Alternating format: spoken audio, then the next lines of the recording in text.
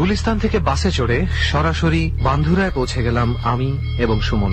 সেখান থেকে আমরা যাই আমাদের গন্তব্য কাউরাপাড়া ভিটায়।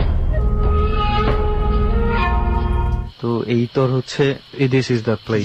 নাম বললি এটা হচ্ছে বেনুখালী বিল।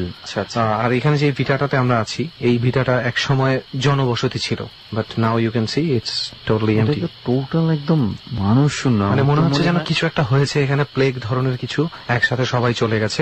কেন, কি জন্য, we will have to investigate. তুই একবার চিন্তা কর যে এরকম একটা জায়গার মধ্যে আছি, আমার তো মনে হচ্ছে যে জনবসতি 2-3 কিলোমিটারের মধ্যে মনে হয় না হবে।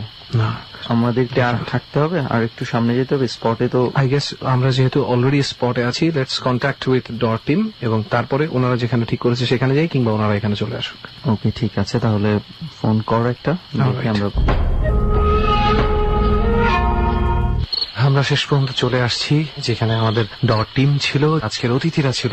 সবারই মনে হয় সুমন দোস্ত একটা কথা জানার ইচ্ছা, যে আমরা সবার তো নিশ্চয়ই থাকবে, তার আগে আমার নিজেরও ইচ্ছা যে তুই কেন এই জায়গাটা সিলেক্ট করলে এবার। ওয়েল, এই জায়গাটা সিলেক্ট করার সবচেয়ে বড় রিজন হচ্ছে স্পেশালি ওই যে ফাইজুল ভাইয়ের কাছ থেকে স্পটটা জানার পরে আমি বেশ কয়েকজনের কাছে খবর নিয়ে যেটা জেনেছি যে কোনো কারণ ছাড়াই হঠাৎ করেই জনবসতি থেকে একে একে পরিবার এখান থেকে চলে যেতে থাকে, এবং একটা সময় সবাই চলেও যায়, এবং বাংলাদেশের মতন একটা দেশ যেখানে থাকার জায়গার এত অভাব, সেখানে কেউ দখল করতে আসে না, এই জায়গাটায় কেউ থাকতে আসে না।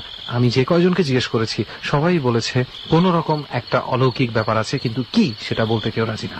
কিন্তু আমার মনে হয় না কাউকে দিলেও এখানে বেশি দিন থাকতে পারে। রাইট, মানে কেমন যেন একটা ভাব আছে জায়গাটা, স্বস্তিকর একটা ব্যাপার আছে, তাই না? সব সময় কিন্তু ভয় সেক্টরটা কাজ করে না মানুষের মনে। আমার বা তোর কথা শুনে যা বুঝলাম, তোরও আমাদের কিন্তু ফিলিংসটা হচ্ছে কেমন যেন একটা অস্বস্তি, এখানে থাকতে হবে কতক্ষণ, কেন, কি যেন একটা আছে, এরকম একটা কনফিউশন ওয়েদারটার ভিতরে। আচ্ছা যাক, আর এই কনফিউশন রাখি না, মোটামুটি আমরা দেখতে পাচ্ছি যেটা, এতে বুঝে গেছি যে আসলে এটা না থাকাটা এখানে খুব অস্বাভাবিক কিছু না, অন্তত জায়গাটা দেখে তাই মনে হবে। Very true. চল স্টার্ট করে এবার এতক্ষণ ধরে যারা অপেক্ষা করতেছে, রাইট, তাদের গল্প শোনা শুরু করি। গল্প গল্প গল্প গল্প আমরা বলি, এ রাতে আবার অনেকের কমপ্লেন থাকে, বুঝছিস, সত্য ঘটনা। অনেকে আমাদেরকে বলে যে আমরা নাকি গল্পের মাঝে অনেক বেশি ইন্টারাপ্ট করি, আর অনেকে আবার সেটাও বলে একটা গল্প শেষ হওয়ার পরে অনেক ধরনের প্রশ্ন থাকে, যে আপনারা বলেন এটা না হলে এটা কিভাবে হলো, এটা হলে ওটা কিভাবে হলো। আমরা যদি প্রশ্ন না করি আপনাদের উত্তরগুলো বের হয়ে আসবে কিভাবে? আমি না একটা জিনিস সত্যি বুঝি না সুমন দোস, মানুষ যখন এই প্রশ্নটা করে যে আপনারা প্রশ্ন কেন করেন। আমরা যারা এই প্রোগ্রামটা করি এবং যারা শুনি তারা সবাই প্রাপ্তবয়স্ক না, মোটামুটি তো তাই। তো আমার কথা হচ্ছে, আমি শুধুমাত্র সেই জিনিসগুলোকেই ভয় পেতে পারি যেটা আমার বুদ্ধিমত্তা দিয়ে আমি যুক্তিতে মেলাতে পারছি না। তার চেয়ে বড় কথা হচ্ছে যে আমরা যখন কারো স্টোরি শুনতে বসি, একটা জার্নিতে যাই, আমরা নিজেরাও শ্রোতা হয়ে যাই। এক্স্যাক্টলি, আমাদের মনেও প্রশ্ন তৈরি হয়ে যায় আপনাদের মতো। সো আমরা তখন সেই প্রশ্নগুলো না করে আর আমাদের পক্ষে সম্ভব হয় না এটা সামনের দিকে শোনা। এই কিউরিওসিটিটা আমাদের মধ্যেও বিল্ড আপ হয়ে যায়, এবং আমি এটা মেনে নিব না যে কোনো কারণ ছাড়াই আমি করে একজন এসে আমাকে বলবে যে এটা ভাই এরকম অন্ধকারের মধ্যে আমি কালো জিনিস দেখছিলাম, আমাকেও মেনে নিতে হবে যে হ্যাঁ অন্ধকারের মধ্যে উনি কালো জিনিস দেখতেই পারেন। আমি এই প্রশ্নটা করবো দোষ, আমি ভয় পাই না আমার লজিকটা না কাটা পর্যন্ত। আসলে কথাগুলো এই জন্যই বললাম যে আপনাদের মনে আমাদের কথা নিয়ে পক্ষে বিপক্ষে অনেক ধরনের কথা আছে, আবার অনেকে কিন্তু অনেক পজিটিভ ভাবে বলেছে যে আপনাদের প্রশ্নগুলো ভালো লাগে, থ্যাংক ইউ এই লজিক গুলো তুলে আনার জন্য, এইভাবে অনেকে বলেছে। রাইট, সেই জন্য আমরা যেহেতু শ্রোতা হয়ে যাই, আমরাও ঠিক আপনাদের মতোই অনুভব করতে চাই পুরো স্টোরিটা। সেই জন্য আমাদের ভেতরের কিছু প্রশ্ন থাকে, আমরা সেটার সাথে সাথে করে ফেলি। এখন ঘটনা হচ্ছে যে প্রশ্নটা করতে চাই আমি, বল কি করতে চাই? যে প্রশ্ন তুই করতে চাস সেটা হচ্ছে যে এখন আমরা কোন ঘটনা শুনবো আর কার কাছ থেকে শুনবো। রাইট, তো চলে যাই সরাসরি ভাইয়ের কাছে। ভাই আপনার নামটা আপনার কাছেই প্রথমে শুনি। ভাইয়া আমার নাম মাহির, আমি যাত্রাবাড়ি থেকে। আচ্ছা, যে ঘটনাগুলো বলবো তা আমার ফ্যামিলি মেম্বার এক্সপিরিয়েন্স করছে, ইভেন আমিও নিজে করছি। আপনি নিজেও এক্সপিরিয়েন্স করেছেন? আপনার নামটা আমি একটু যদি মাহি? মাহির। মাহির, আচ্ছা। ফার্স্ট অফ অল আগে একটু জানতে চাই যে আপনি এখন কি করছেন? এখন কিছু করছেন না আপাতত? যাত্রাবাড়ি থেকে আপনাদের নিজেদের বাড়ি না ভাড়া থাকছেন? যে বাড়িতে থাকেন সেই বাড়িতেও নিশ্চয়ই কোনো ঘটনা আছে, সেই বাড়িতেই প্রবলেম। তাহলে প্রবলেমটা একদম শুরু থেকে, মানে কিভাবে শুরু হয়েছে সেখান থেকেই শুনি আমরা। অ্যাকচুয়ালি শুরু আমাদের বাসায় একটা বাচ্চা থাকতো, মানে খুব ছোট বয়স, মেবি 5-6 বছর এমন বয়স। আপনাদের বাসায়? আমাদের পাড়া প্রতিবেশী। তখন আমরা বাসা থাকতাম না, আমরা পাশে বাসা থাকতাম। ওকে। তো একদিন রোজার মাসে মেবি 26-27 রোজা এমন হইব, তো ইফতারের 5 মিনিট আগে ইফতার আইনা দিয়ে বাসায় ও ছাদে উঠছে। তো অদ্ভুত ভাবে সবাই ফিল করলো যে ও ছাদ থেকে পড়ে গেল। একটা মানুষ পড়ে গেছে মানে এমন ভাবে ওরা ডাউন করা হয়েছে, মানে ওর মনে হইলো যে কেউ ওরা চাপ দেওয়া ধরছে, চাপ দেওয়া নিচে ফেলায়, ও রোড দিয়েছিল, রোড ব্যাক হয়ে পড়ে গেছে। তো ও My God. পড়ার সাথে সাথে মারা যায় নাই, তো নেওয়ার পথে মারা গেছে। সে কি কোনো কথা বলতে পেরেছিল তার আগে কোনো কথা পর্যন্ত? বলতে পারে না, শুধু অদ্ভুত ভাবে ছাদের দিকে তাকাচ্ছিল, কিচ্ছু বলতে পারে না। ওর নাক মুখ ঘামানো ছিল, ছাদের দিকে তাকায় ছিল, আর ওর চোখ অনেক বড় বড় হয়ে গেছিল। সময়টা তখন কয়টা ছিল? সন্ধ্যা? ইফতারের 4-5 মিনিট আগে। আচ্ছা, ওকে। তো ওরে হসপিটাল নেওয়ার পথে ও মারা যায়। তো ওর আব্বু আম্মু ব্যাপারটা অনেক আগে থেকে জানতো যে বাসায় একটু প্রবলেম ছিল। তো ওর আব্বু আম্মু ব্যাপারটা জানার পরে ব্যাপারটা কোনো ই করে নেই, মানে ওরা এখান থেকে চলে যায়। আগে থেকে জানতো মিন্স মানে প্রবলেম ছিল বলতে হ্যাঁ, কি problem ধরনের ছিল। কি প্রবলেম ধরনের ছিল? প্রবলেম বলে ওরা কখনো কারো শেয়ার করেনি। ওরা ওই বলতো যে বাড়িটা problem আছে। আসলে কাদের ছিল? এই বাড়ির মালিক এখনো আছে, ওনারা দুতলা থাকে। ওনারা দোতলায় ওনারা থাকেন। তিনতলা। ওনারা কি জানেন এই ধরনের হ্যাঁ, সমস্যা? ওনারাও জানে, ওনারা এমন অনেক চেষ্টা করছে এবারে মানে সলভ করার জন্য প্রবলেম গুলো, হ্যাঁ, ঠিক আছে, কিন্তু সলভ করতে পারেনি। আচ্ছা। হুজুর দেখাইছে, হুজুর বলছে এটা পারা পসিবল না। তারপর যে কিছু গরুর এই যে এমন গরুর যে মাথাগুলা, হ্যাঁ। ওইগুলা আমাদের বাড়ির কোনা কোনায় অনেক কোনায় আছে। আচ্ছা আচ্ছা, এটা এখনো আছে? কোনো এক এখনো আছে। ধরনের আচ্ছা, বন্ধন তাহলে হিসেবে আমরা এটা কাজ আসলে করাচ্ছে। ঘটনাটাই শুনি, তারপর? ঘটনাটা হলো আমার আব্বু ম্যাক্সিমাম টাইমই বাইরে থাকে রাত্রে। আচ্ছা, তো আমাদের দুটো রুম, ওই ছেলে যে রুমে মারা গেছে, যে বাসা থাকতো যে রুমটায়, ওইখানে আমরা যা স্টে করি এখন। মানে আপনার ওই ছেলেটা যখন হ্যাঁ। মারা গেছে তারপর থেকে তখন বাড়ি ছেড়ে কি চলে গেছে, ওই বাড়ি ছেড়ে চলে চলে গেছে, গেছে। তারপরে আপনারা আমরা আসছেন এই ওইখানে বাসায়? স্টে করতেছি, ও থাকি। আচ্ছা আচ্ছা, ওই বাসাটাতেই, ওদের বাসাটাতেই হ্যাঁ, আপনারা ওই এখন ভাড়া বাসাতেই আমরা, নিয়েছেন? ওই রুমটাই আমরা থাকি। আচ্ছা, তো আব্বু ম্যাক্সিমাম টাইমই বাইরে থাকে, রাত্রে বেলা বাইরে থাকতে হয়। আম্মু একা, মানে একা শুয়ে, আমরা পাশের রুমে, আম্মু রুমে। আম্মু ব্যাপারটা জানতো, আম্মু কখনো কারো শেয়ার করে নাই, যে বাচ্চাদের বললে বাচ্চারা হাসাহাসি করবে, কিভাবে নিবে, রাইট, সে কারণে কখনো বলতে চায় নাই। আচ্ছা আচ্ছা, তো একদিন রাত্রে শুয়ে রয়েছে আম্মু, তো আমার আব্বু বেসিক্যালি যখন আসে বাসায়, প্রবলেমটা জানা সত্ত্বে অনেক চিল্লাচিল্লি করে। আমাদের নিচের তলা রুম তো, কেচি কেটে সামনে এসে আব্বু অনেক চিল্লায়, মানে আম্মুর ডাকাটাকি করে, আচ্ছা, আচ্ছা। আব্বু নিজের ভয় কাটানোর জন্য আর কি। একদিন রাত্রে 3টা বাজে আম্মুর ঘুম ভাঙে, আব্বু আম্মুর নাম ধরে না, মানে মাহিরের আম্মু বলে 2বার ডাক দেয়, নর্মালি, একদম নর্মালি কন্টেস্ট ডাক দেয়।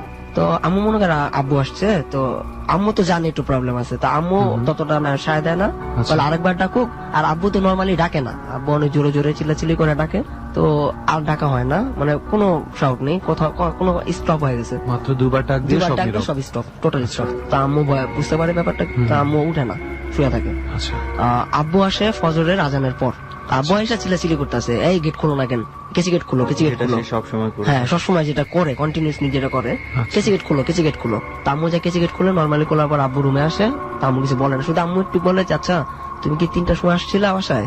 তা আব্বু বলতেছে না, আমি তো ওই টাইমে আসি নাই, আমি এখন আসলাম। তা আব্বু বলে কি হয়েছে, কয় না কিছু হয়নি, শুয়ে পড়ো।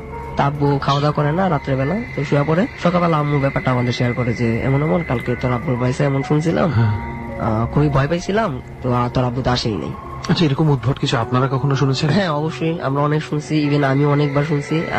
রাতে 3টা 2টা এই টাইমে যদি কখনো আমার ঘুম ভাঙে, তা দেখি যে আমাদের কেচি গেটটা কেউ যদি হাত দা অনেক জোরে ঝাঁকায়, আচ্ছা, যেমন একটা শব্দ হয়, এমন শব্দ হইতাছে, আর কুকুরগুলো অনেক চিল্লাচিল্লি করে। কিন্তু ঘটনা হচ্ছে যে এই সময় আপনারা কেউ কখনো বাইরে বের আমরা হয়ে বাইরে দেখার বের চেষ্টা করেন? কখনো দেখার চেষ্টা তো করি এই পুরো, যেহেতু আপনি বললেন যে 3তলা বিল্ডিং, মানে এখানে আরো তো অনেকেই থাকে, অবশ্যই তো তারাও সবাই। কি এই জিনিসটা? হ্যাঁ, অবশ্যই। আমি আসার সময় আমার এক মামা আছে, মানে আমাদের পাশাপাশি থাকে। মামার যখন শুনছে আমি এখানে আসবো, আমি বলতেছি মামা আমি তো যাবো এখানে, আপনার কোনো এক্সপিরিয়েন্স আছে? কই বাড়ি তো এক্সপিরিয়েন্সের শেষ নেই, অনেক এক্সপিরিয়েন্সই করছি। ছোট্ট করে একটা বলি, একদিন আমি আমার রুমে শুয়ে রয়েছিলাম, তোমার মামি ঘুমায় রয়েছে, তা আমি তো অনেক রাত জায়গায় টিভি দেখি, আচ্ছা, টিভি দেখতেছি, আমি ফিল করছি আমার জানালা দিয়ে কি জানি যাইতেছে, আর ওই জানালাটার মানুষ যাওয়া পসিবল না, কুকুর যেতে পারে, যারা চিকন স্বাস্থ্যের মানুষ তারা অবশ্যই যেতে পারবো, আদারওয়াইজ কারো যাওয়া পসিবল না। ছোট্ট জায়গা, আমি দেখলাম কি জানি হাইটে গেছে। অভয়টা হলো আমাদের এলাকায় একটা ছেলে আছে, ওই ছেলেটা রাত্রে ওইখানে ঘোরাঘুরি করে, উনি ফিল করছে ওই ছেলের মতো দেখতে, আচ্ছা, কিন্তু ওই ছেলেটার যে হাইটের সাথে উনি মিলাইতে পারতেছে না, একদম বাচ্চা হাইট হয়ে গেছে। তো উনি দেখলো যে উনার জানলাটা যখন খুলে তাকাইছে, তাকানোর পরে দেখতেছে যে হাঁটতে হাঁটতে ছোট হয়ে গেছে, ছোট হইতে হইতে হাঁটতে হাঁটতে চলে গেছে, একটুখানি যা ভ্যানিশ। নিজের চোখে দেখেছেন? নিজের চোখে দেখা। ওয়েল, একটা জিনিস কি সুমন, আমি এখানে মাহির ভাইকে একটু ইন্টারাপ্ট করি। সেটা হচ্ছে যে ইদানিং ফেসবুকে পেজে অনেকেই যারা অনেক বেশি দূরে থাকেন, আসতে পারছেন না, এমন অনেকেই স্টোরি লিখে পাঠাচ্ছে আমাদেরকে। তো ওনার স্টোরির সাথে আমি তানজির ভাই নামে এক ভাইয়ের কিছু স্টোরির মানে সিমিলারিটি পেলাম। সিমিলারিটি কোন দিক থেকে, আমরা অনেক সময় ধরেই নেই না যে ভূত মানেই ভয়ঙ্কর কিছু হতে হবে, একটা বিভৎস চেহারা হতে হবে। আসলে কিন্তু সবসময় সেটা সত্য না। এই যে উনি যেটা বললেন, একটা মানুষ যেতে যেতে ছোট হতে হতে আস্তে আস্তে ভ্যানিশ হয়ে গেল। তানজির ভাইয়ের বাসায় যে ঘটনাটা ঘটেছিল সেটা হচ্ছে ওনাদের বাসায় দুপুরবেলা 1-1:30টার দিকে ওনার আম্মা রান্না বান্না করছিলেন আর কি। এমন সময় হঠাৎ করে পাশের বাসা থেকে 3-4 জন মহিলা আসে। তারাও একটা গ্রুপের মতন ওখানে আড্ডা টাড্ডা দেন আর কি, তবলিগ করে এই ধরনের মোস্ট প্রবাবলি। তো ওনারা আসেন পরে তানজির ভাইয়ের আম্মা গল্পে যুক্ত হয়ে যান আর কি তাদের সাথে। হঠাৎ করে তার মনে পড়ে যে রান্না বান্না সে রেখে আসছে এবং সে পাকঘরে গিয়ে দেখে খুব সুন্দর করে রান্না বান্না করা, সবকিছু রেডি এবং একটা ফোঁটাও মানে পুড়ে টুরে যাওয়া নেই এবং অসাধারণ টেস্ট। বাসা সবাই ইমপ্রেস সেদিনের রান্না খেয়ে, অথচ উনি রান্না করেন না। রান্না করেনি। হ্যাঁ, এরকম দেখো ছোট ছোট ঘটনা। ওই একই বাসায় বিশ্বকাপের সময়, এই লাস্ট ফুটবল বিশ্বকাপের সময় খেলা দেখছিলেন তানজির ভাইয়ের বাবা একলা বসে। ওই দিন তারা সবাই দেশের বাড়িতে গেছেন এবং যখন ওনার পছন্দের দলটি গোল করে উনি চিৎকার করে উঠে তালি বাজিয়ে 2 সেকেন্ড তালি বাজানোর পরে টের পান যে সারা ঘরের পেছন থেকে অনেকেই তালি বাজাচ্ছে এবং বাবা দিচ্ছে। কিভাবে সম্ভব? কিভাবে সম্ভব জানি না। তো যাই হোক, এই ধরনের ঘটনাগুলো কেন বললাম, জাস্ট এতটুকু বলার জন্য যে ভয়ঙ্কর বলতে শুধু বিভৎস চেহারা নয়, আসলে ভয়ঙ্কর ব্যাপার মানুষের সাথে অনেক ভাবে ঘটে। যাই হোক মাহির ভাই, আপনি যেটা বলছিলেন, তো আপনার আম্মাকে এভাবে যে ডাকা হলো নিজ থেকে অন্য কোনো একজন বা কিছু একটা, এরপরে এছাড়া আপনার আম্মার সাথে আর হ্যাঁ, কি আরেকবার ঘটেছে? এই যে রিসেন্টলি, এই যে কিছুদিন আগে, কিরকম? তো আব্বু তো বললামই, আব্বু ম্যাক্সিমাম টাইম বাইরে থাকে রাত্রে। তো সেদিন আম্মায় শুয়ে রয়েছে, সেদিনকার ভয়টা আম্মু মনে ছিল। তাই আম্মু কখনো কাউরে যে শেয়ার করবে কিংবা বলবে যে তোরা আমার সাথে শো, মানে ব্যাপারটা নিজের কাছ থেকে অন্যরকম লাগে দেখে কাউরে শেয়ার করে না। তো আমরা সবাই জানি মোটামুটি যে আমাদের বাসা প্রবলেম আছে, ইভেন চলতেছে, মেনলি আমার রুমে প্রবলেম আছে। আচ্ছা, তো আম্মু সেদিন রাত্রে শুয়ে থাকে ওই সেম টাইম 2টা-3টা এই টাইমই। আমাদের যে ওয়াশরুমটা, ওইটা ওয়াশরুমে যদি আমার যাইতে হয় তো আমার আম্মুর রুম ক্রস করে তারপর আমার ওয়াশরুমে যেতে হইব। আচ্ছা। তো রাত্রে মোটামুটি আমরা সবাই ঘুমায় পড়ছি। তো আম্মু একা একা শুয়ে রয়েছে। আম্মু একা একা শুইলে না আম্মু ঘুমাইতে পারে না, ওই ভয়টা মনের ভিতরে কাজ করে। অনেক ঠান্ডা রাত। তো আম্মু 2টার দিকে থেকে ফিল করে যে রুম থেকে কেউ হাঁটাচলা করতেছে, কেউ একজন ওয়াশরুমে যেতেছে, ওয়াশরুমের দরজা পর্যন্ত যায়, আবার ব্যাক করে আসতেছে, ফেরত আসছে, আবার ব্যাক করে আসতেছে, হাঁটাহাঁটি করতেছে। তো আম্মু ব্যাপারটা নর্মালি নেয়, মনে করে যে আমরা কেউ হয়তো ওয়াশরুমে যাওয়ার জন্য প্রিপারেশন নিতেছি। কিন্তু আমরা যদি ওয়াশরুমে যাই, আমি আগে আম্মুর রুমের লাইটটা অন করি, সবাই আম্মুর রুমের লাইটটা অন করে তারপর ওয়াশরুমে যাই, দেন তারপর আসার সময় আম্মুর রুমের লাইটটা অফ করে আবার রুমে আসি। আচ্ছা, তাছাড়া যাই না, আমরা সবাই লাইট মানে সব রুমের লাইট অন করে দিই, মানে ভয়ের জন্য আর কি। আচ্ছা, কিন্তু ওনার মনে একটু ভয় ছিল দেখে উনি কম্বল মোড়া দেয়া মুখ টুক ঢাইকা শুয়ে গেছে। আচ্ছা, আচ্ছা। তো উনি কিছুক্ষণ পর ফিল করলো যে কেউ একজন পায়ের কাছ থেকে কম্বল হালকা হালকা করে টানতেছে, মানে আস্তে আস্তে নামতেছে। তো আম্মু এক সময় ফিল করলো যে আম্মুর পায়ের মধ্যে কেউ জোরে 2টা থাপ্পড় মারছে, অনেক জোরে 2টা থাপ্পড় দেয়। আম্মু অনেক সাউন্ড করে, মানে অনেক জোরে একটা চিল্লান দেয় উঠে। খুবই স্বাভাবিক। তারপরে আপনারা দৌড়ে চলে আসেন সেখানে। আমার নাম ধরে ডাক দেয়। আমি তো বুঝতে পারি যে কিছু একটা প্রবলেম হয়েছে, না আম্মু চিল্লাচিল্লি করবো কেন। বাচ্চাদের হয়তো মনে করতাম যে একটা হ্যালুসিনেশন, এটা তো বড় মানুষ, এটা তো আর আমি রুমে যাই, হ্যাঁ অসম্ভব। তো আমি আমার রুমের লাইট অন করি, আম্মুর রুমে যাই। তো আমার ছোট বোন আসে, আম্মু দেখলাম যে খাটের এক কোনায় একটা মানুষ যখন ভয় পায়, ভয় পাওয়ার পরে কি ধরনের একটা মানে তার চেহারার মধ্যে যে কি আছে, এটা ওদিন আম্মুরে দেখে আমি বুঝতে পারছি। আম্মু ভয়ে রক্ত সরে গেছে, হ্যাঁ মানে ভয় এত পরিমাণ ভয় পাইছে যে এত শীতের মধ্যে সে ঘামাইতেছে কোনায়, মানে কুপটি মেরা বসে রয়েছে। তা আমি বুঝতে পারছি ব্যাপারটা। তো আমি বলতেছি আম্মু তুমি কি খারাপ স্বপ্ন দেখছো? তা আম্মু কথা বলে না, তো ছোট বোন ছিল তাই আমি ব্যাপারটা ইগনোর করতে চেয়েছি। তো আমি বলছি যে আম্মু মেবি তুমি খারাপ স্বপ্ন দেখছো, তুমি ঘুমাও, আমি রুমে ঘুমাবো না, আমার পক্ষে পসিবল না। তো আমি ঠিক আছে এই রুমে না ঘুমাও, তুমি আমাদের রুমে আসো, সবাই একসাথে ঘুমাই। তো আমার ছোট বোনে দেখি মানে চোখ টুক বড় হয়ে গেছে, আমি সমস্যা নাই, হ্যাঁ সব ভয় পেতেছে, আমি সবাই আমরা একসাথে ঘুমাই, সমস্যা নেই। তো ওই রুমে রাতে আমরা কেউ ঘুমাই নেই, সব আমার রুমে স্টে করলাম সারা রাতে, যাক না লাইট টাইট সব অন করা। সেই রাতে কি সেই রাতে আর আমরা কেউ ঘুমাইতে পারিনি। কোনো প্রবলেম হয়েছিল না? আর কোনো প্রবলেম, কোনো শব্দ শুনতে পেয়েছিলেন? কোনো কিছু না, একদম এভরিথিং সব ফাইন, ঠান্ডা। সকালবেলা হয়েছে মতো আম্মু ব্যাপারটা নর্মালি শেয়ার করে।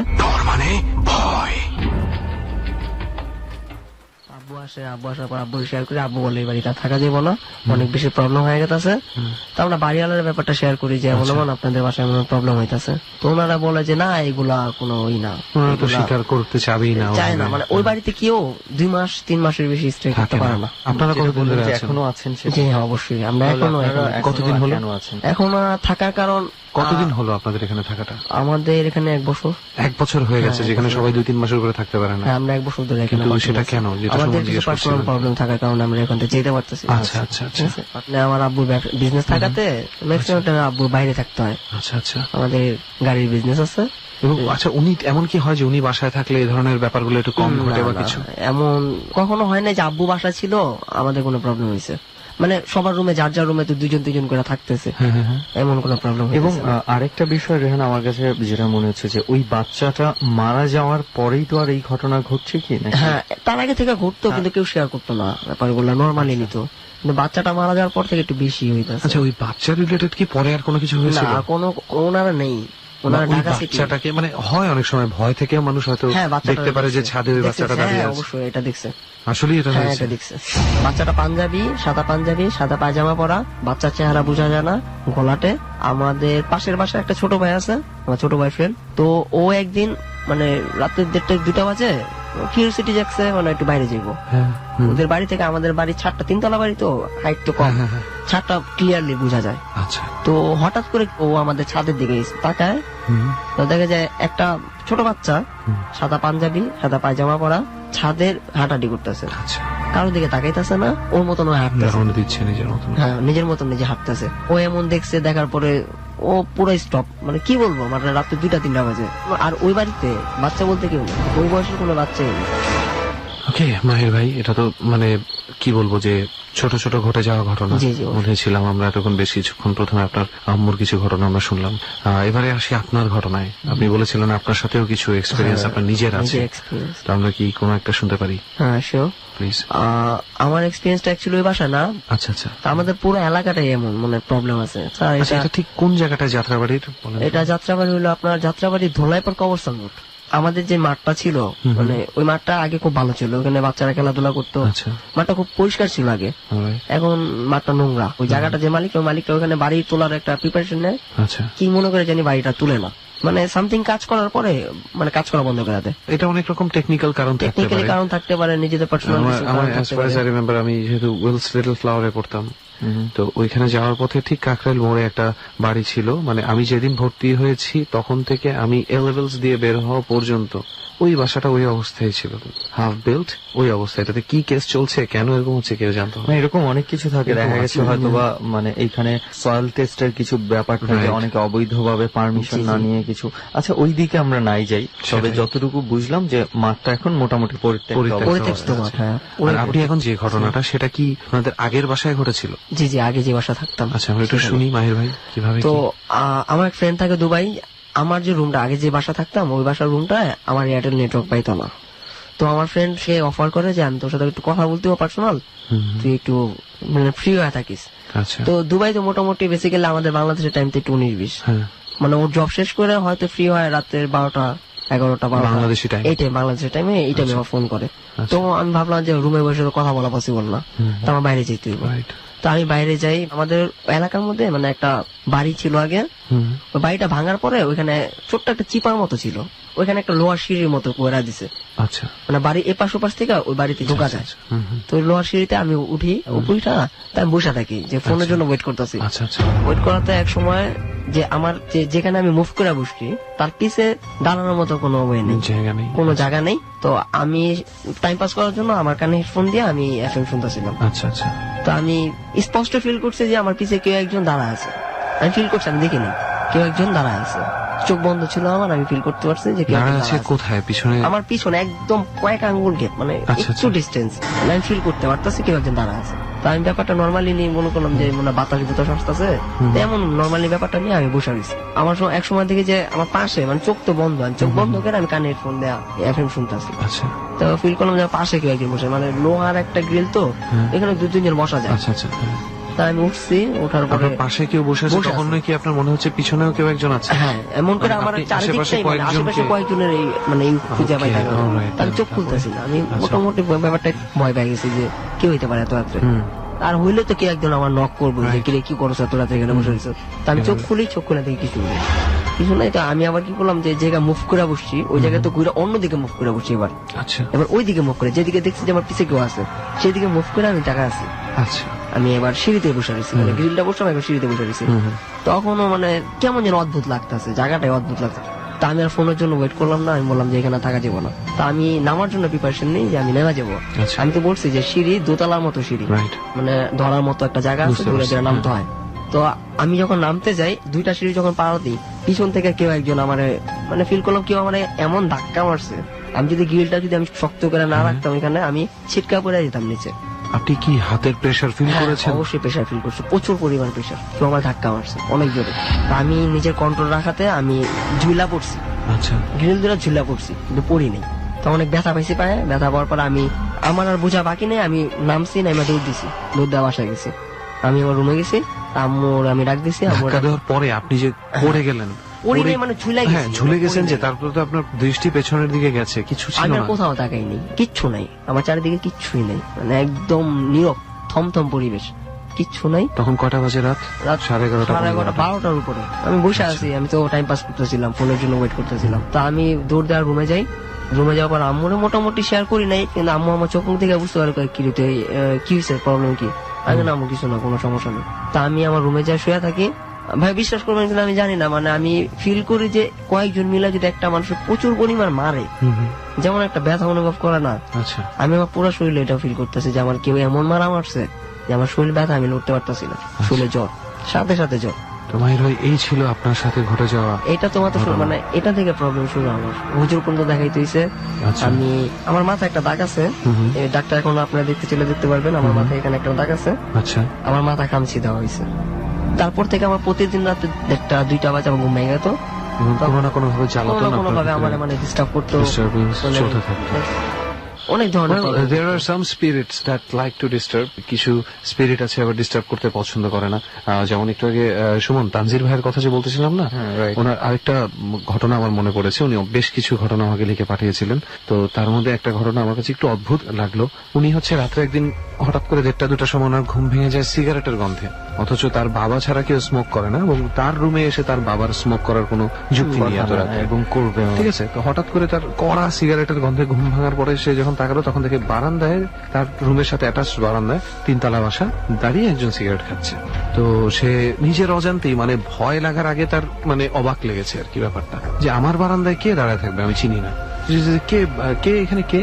তখন লোকটা তার দিকে পিছনে ঘুরে তাকালো, খুবই স্বাভাবিক একটা চেহারা, চোখের সাদা অংশটা শুধু একটু বেশি সাদা, এছাড়া আর কোনো ডিফারেন্স নেই। হ্যাঁ, তো সে জাস্ট ওকে বললো যে বাবা আমি কি তোমার ঘুম ভাঙিয়ে দিলাম, ইটস ওকে, তুমি ঘুমাও, আমি চলে যাচ্ছি। এটা বলে সে বারান্দার অপর দিকে হাঁটা শুরু করলো, তার দিকে তাকিয়ে হেসে, এবং আর নেই, তাকে আর খুঁজে পাওয়া যায়নি। So this things happen. যাই হোক, মাহির ভাই, যা বুঝতে পারছি আপনাদের ওই বাসাতেই কোনো একটা প্রবলেম আছে। জি, জি, বাসাতে অবশ্যই। বলতে আপনাদের বিল্ডিংটাতেই। জি, জি। এছাড়া ওখানে আপনি থাকেন, আপনার বাবা মা, আপনার বাবা মাঝে মাঝে ব্যবসায়িক কাজে বাসার বাইরে থাকে রাতে, তার মানে মোস্ট অফ দ্য টাইম আপনি, আপনার মা এবং আপনার আমার বোন। ছোট ভাই, ছোট ভাই, ছোট ভাই, ছোট বোন। আচ্ছা, আপনার ছোট ভাই বা বোনের সাথে কখনো কিছু হ্যাঁ, ঘটেনি? আমার ছোট বোনের সাথে ঘটছে একটা ঘটনা। কিরকম? সেটা হলো, আমি আমার ছোট বোন পাশের রুমে বসেছিলাম, নর্মালি আমরা বসে কথা বলতেছি। আচ্ছা। তো আমার ছোট বোন ফার্স্ট লাইন করতেছে যে এই রুমে বলে ভূত আছে, এই রুমে বলে প্রবলেম হয়, আমি তো কখনো কিছু দেখলাম না। আচ্ছা। ও রুম থেকে বলতেছে যে কেউ যদি আমাদের রুমের মধ্যে থাইকা থাকে এই মুহূর্তে, তাহলে কিছু একটা করে বুঝান, যেন আমরা বুঝতে পারি যে আপনারা আছেন। আচ্ছা। তো পুরো রুমটা গরম হয়ে গেছে, খুবই মানে অদ্ভুত তার ফিলিং কথার হইতাছে। পরে রুমটা গরম হয়ে হ্যাঁ, গেল। অদ্ভুত ফিলিং হইতাছে, খুবই অদ্ভুত। তো পাশের রুম থেকে অনেক জোরে একটা পাতিল পড়ার শব্দ, আর পাতিলের ডিস্টেন্সটা যতটুকু ছিল পড়ার মতো এত শব্দ হওয়ার কথা না। আমার মনে হলো কে জানি পাতিলটারে ধইরা ইচ্ছা মতো নিজের জোর দিয়া প্রেশার করে ফেলাইছে, মানে একটা বাড়ি দিল, আছাড় দিল আর কি। প্রচুর শব্দ হয়, আর পাতিলটা 3টা-4টা অফ খায় এক কোনার মধ্যে পড়েছে, আর পাতিলটা চ্যাপ্টা হয়ে গেছে। তা আমরা ভয় পাই, ভয় পাওয়ার পরে আমরা রুম থেকে একদম টোটালি বের হয়ে যাই, দুজনেই ছিলাম, দুজনে বের হয়ে গেছি। উপর থেকে নিচে একটা পাতিল পড়ে গেলে তো দেখা হয়ে যেতে এত পারে। এত শক্তি হওয়ার কথা না, মানে আমার মনে হলো কেউ একজন হাত দিয়ে ধইরা ওইটা তখন আপনার আম্মু কোথায়? আম্মু ছিল না নিজের বাসায়। আচ্ছা, আর আপনার ছোট ভাই? আমার ছোট ভাই বাড়ি ছিল, আমি আমার ছোট বোনই পুরো বাড়ি, আপনি আর আপনার ছোট বোনই ছিলেন পুরো বাসায়। পুরো বাসার মধ্যে। যাই হোক, আমি যেটা বলছিলাম আর কি, শুরু করেছিলাম যেটা দিয়ে, ওনাদের বাসায় মনে হচ্ছে দোস্ত অনেক রকম প্রবলেমই প্রতিনিয়ত ঘটে, তাই না? আপনার সাথেও তো মনে হয় রেগুলার বেসিসে। রেগুলারই আপনার সাথে এই ধরনের কিছু হ্যাঁ ঘটে বলতে আমার মাথায় কে জানি হাত বোলায় রাত্রে, মানে কি আপনি যখন ঘুম মানে হঠাৎ মাঝরাতে দেখি যে ফিল করি যে কেউ আমার মাথায় হাত বোলাচ্ছে, হাত বোলায় নিয়ে দিতেছে। থাকেন যখন হ্যাঁ, হঠাৎ করে হঠাৎ করে ফিল করি এটা, তো আমার ঘুম ভেঙে যায়, ঘুম ভেঙে দেখি নর্মালি সবকিছু। প্রতি রাতে ধরেন একাধিকবার কি এই ঘটনা ঘটে? না না নাকি একবার? প্রতিদিন রাত্রে না, হঠাৎ হঠাৎ করে হইতেছে। আর ওই বাড়িতে কন্টিনিউসলি কেউ না কেউ এই ধরনের কিছু এক্সপিরিয়েন্স করতেছে।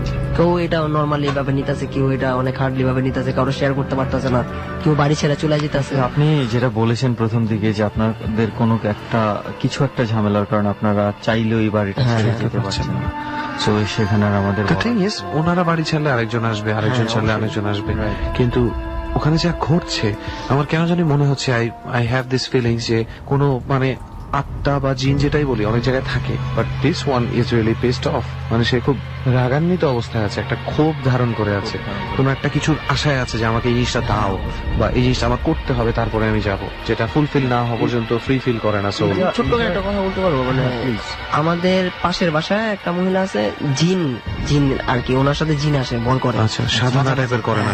সাধারণ রকমের করে আর কি। উনি একদিন ভাড়ে বসছিল, উনি ভাড়ে বসা অবস্থায় বলছিল যে তোমাদের বাসার যে ছাদটা, আমাদের বাসার ছাদের কোনার দিকে একটা মেহেন্দি গাছ আছে, আরেকটা পেঁপে গাছ আছে, আচ্ছা। ঠিক আছে, ওইখানেই মেন প্রবলেম। উনি এবার ডাইরেক্টলি বলে দিছে যে ওইখানে প্রবলেম আছে, কিন্তু তারা সেই প্রবলেমটা সলভ করার সলভ করতে পারেনি, চেষ্টা করছে পারবে না। আবার Still now এখানে এই ধরনের ঘটনা প্রবলেম কন্টিনিউসলি হইতাছে। সামটাইমস ইটস নট পসিবল, সবার পক্ষে সম্ভব হয় না। আমি কিছুদিন আগে একটা কথা বলেছিলাম কোন একটা এপিসোডে, যে ফ্লোরিডার একটা বাড়ির কথা বলেছিলাম, একজন মানে ওটাতে খুব অত্যাচারী একজন মানুষ থাকতো, এবং বাড়িটা দেখতে খুবই সুন্দর।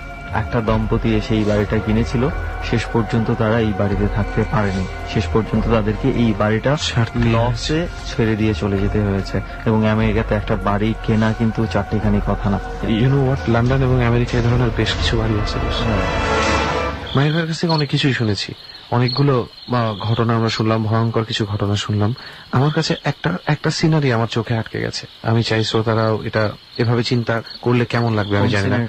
আমার জাস্ট কি মাথায় আসছে জানিস, আমার জাস্ট মাথায় আসছে যে ওই যে বাচ্চাটা পড়ে গেল, পড়ে যাওয়ার পরে সে মৃত্যুর আগ পর্যন্ত ওখান থেকে যখন যাচ্ছে, তাকে নিয়ে যাওয়া হচ্ছে, সে তো পথেই মারা যায়, সে তাকিয়েছিল সেই ছাদের দিকে। সে কি দেখছিল, তার সেই তাকানোটা, তার সেই এক্সপ্রেশনটা আমার মাথার মধ্যে ঘুরছে। বাচ্চাটা কি দেখছিল তখন, কাকে দেখছিল, আদৌ কিছু দেখছিল কিনা? যাই হোক, আমরা কি বলবো, আর এখানে বলার কিছু নাই। তো মাহির ভাই, মোটামুটি আপনার ঘটনা তো এই ছিল, এবং এই ঘটনাগুলি আজকে বলার ছিল। হ্যাঁ, তো অনেক ধন্যবাদ মাহির ভাই যে আপনার এই এক্সপিরিয়েন্স গুলো বলেছেন, যে ঢাকা শহরে এই যেখানে এত মানুষের গিজগিজ রয়েছে, এত ডেন্সিটি রয়েছে, এটা যদি তার মাঝেও যে এই ধরনের ঘটনা ঘটছে, ঘটতে পারে, সেটাই এটা প্রুফ। আপনারা আমাদের এখানে যদি যাইতে চান, আমি প্রুফ দিতে পারবো। সবাই মনের কথা বলে দিয়েছেন। আমি আর রেহান চোখাচোখি করছিলাম যে কোন একটা সময় আমরা হয়তো বা এই অফারটা আপনাকে করব, যে আপনাদের বাড়িতে যাত্রাবাড়ি, ধোলাই পার্ক, কবরস্থানের বলি, তাই তো? ওখানে যায় যে করে যে সবারই মোটামুটি এক্সপিরিয়েন্স হয়েছে, সবাই। And it's a guaranteed ghost place. যাই হোক, আমরা এটা নিয়ে আর কথা না বলি, চল এক কাজ করি, আরেকটা গল্পে চলে যাই। তো ঠিক আছে, আমরা শুনি এবার আরো একজনের ঘটনা, যে এবারের ডরের যাত্রায় আমাদের সঙ্গে যুক্ত হয়েছেন, এবং তারও অনেকগুলো অভিজ্ঞতা রয়েছে লাইফে, এবং খুব কাছের কিছু মানুষদেরকে নিয়েও তার কিছু অভিজ্ঞতা রয়েছে। একটু তার কাছে যাই। প্রথমে পরিচয়টা ভাইয়া আমরা জানি, যদিও আপনার কাছ থেকে আরো একবার একটু জানি। জি, আমি ইব্রাহিম খলিল, আমার ফ্রেন্ডলি সবাই জয় নামে চিনে। জয় নামে চিনে, ওকে। জয় নামে আমরা কিছুদিন আগে আরো একজনকে পেয়েছিলাম, আরো একজন জয়কে পাচ্ছি। তো যাই হোক, জয় ভাই, ডট টিমের কাছে শুনেছিলাম বেশ কয়েকটা ঘটনা। আপনার একটা ঘটনা যেটা আমি আর রেহান দুজনেই খুব বেশি আগ্রহী জানার জন্য, আপনার বাবাকে নিয়ে কোনো একটা ঘটনা ঘটেছে। তো সেই ঘটনাটা দিয়ে আমরা শুরু করি। আসলে আমার বাবার জীবনে যে ঘটনাটা ঘটছে সেটা হচ্ছে শরীয়তপুরে, আমাদের গ্রামের বাড়িতে। ওকে। তো কতদিন আগের ঘটনা এটা? প্রায় 7-8 বছর হবে, 2006, 7, 8 এরকম। আচ্ছা। আমাদের এলাকার রাজনীতির পরিস্থিতি খুবই খারাপ ছিল, তো আমার বাবা বিভিন্ন কারণে বিভিন্ন মামলা খাইছিল, যার জন্য আমাদের বাড়িতে থাকা হতো না রাত্রে। তো আমার বাবা একদিন আমাদের পাশের একটা গ্রাম আছে, তো ওইখানে গেছিল, তো ওইখানেই রাতটা কাটানোর জন্য গেছিল। তো তো উনি রাত্রে বাথরুমে বের হয়েছিল, তো গ্রামের যে বাথরুম গুলা দেখা যেতেছে বাড়ি থেকে একটু দূরের দিকে একটু থাকে, দূরে বাইরে হয়। থাকে। তো গেছে বাথরুম করে আসার সময় দেখা গেছে যে একজন বুড়ি মহিলা ওনার সামনে, খুবই বুড়ি মহিলা, খুবই উজ্জ্বলতা নিয়ে খুব আলোর মতো দেখা যেতেছে। তো আমার বাবার হাতে টর্চ লাইট ছিল, তো দেখার জন্য উনি লাইটটা ওনার মুখে মারছে। তো মহিলা ওনাকে বাধা দিছিল, যে লাইটটা মারতে হাত দিয়ে ইশারা দিয়ে বাধা দিছিল। তো আমার বাবা শুনে নাই, তারপর আবার লাইটটা মারছিল। তো ওই দিনকার বুড়ি মহিলা তারপর ওনার সামনে থেকে বেনিশ হয়ে যায়। তারপর দিন আমার বাবা তখন ওই লাইট মারার থেকে হঠাৎ করে নাই হয়ে যায়। আচ্ছা, তারপর দিন আমার বাবা আমাদের বাড়িতে চলে আসে। তো আমার মায়ের সাথে সবার সাথে ব্যাপারটা শেয়ার করে। মানে কি উনি ওই ভয়ে ওখান থেকে চলে আসে? না, উনি তারপর দিন ওই জায়গায় ছিল, তো আচ্ছা। তারপর দিন আসে। তারপর আসার পর আমার মায়ের সাথে সবার সাথে শেয়ার করে। শেয়ার করার পর হইতেছে কি, উনি আবার রাত্রে যখন ঘুমায়, রাত্রে ঘুমানোর পর দেখে যে পিচ্ছি পিচ্ছি বাচ্চা মেয়ে ছেলে ওনার সামনে ফালাফালি করতেছে, জিগির করতেছে, নাচানাচি করতেছে, এরকম অবস্থা। বুঝলাম না, এটা কি আপনাদের বাড়িতে? যে এটা আমাদের বাড়িতে। তারপরে আমার বাবা আমাদের বাড়িতে চলে আসে। তো চলে আসার পর দেখা যাইতেছে এরকম প্রতিনিয়ত এরকম একই ঘটনা ঘটতেছে, বাচ্চারা এসে ওনার সামনে। তারপর রমজান মাস চলে আসে। তো রমজান মাসে দেখা গেছে সবাই সেহরি খায়, যেই রুমে আমার বাবা ঘুমায় ওই রুমে চলে আসছে। তো শুয়ে রয়েছে। তো কিছুক্ষণ পর দেখে যে ওনার পাশে একজন লোক শুয়ে আছে। তো উনি ভাবছে হয়তো মা আয়সা শুয়ে রয়েছে। তো হঠাৎ ওনার মাথায় হাত যায়। তারপর মাথায় হাত যাওয়ার পর দেখে যে মাথায় কোনো চুল নাই, পুরো টাক। তারপর আমার বাবা ওইখান থেকে ভয় পায়, সাথে সাথে বুঝি নাই। আমার বাবা সেহরি খায় যখন আমাদের এই পাশে ঘরে এসে ঘুমায়। তো উনি শুয়ে রয়েছে। তো উনি দেখতে পায় যে ওনার পাশে একজন কেউ ঘুমায় আছে। এটা আপনার বাবার পাশে, জি। আচ্ছা তো উনি মনে করছে যে হয়তো আমার মা শুয়ে আছে।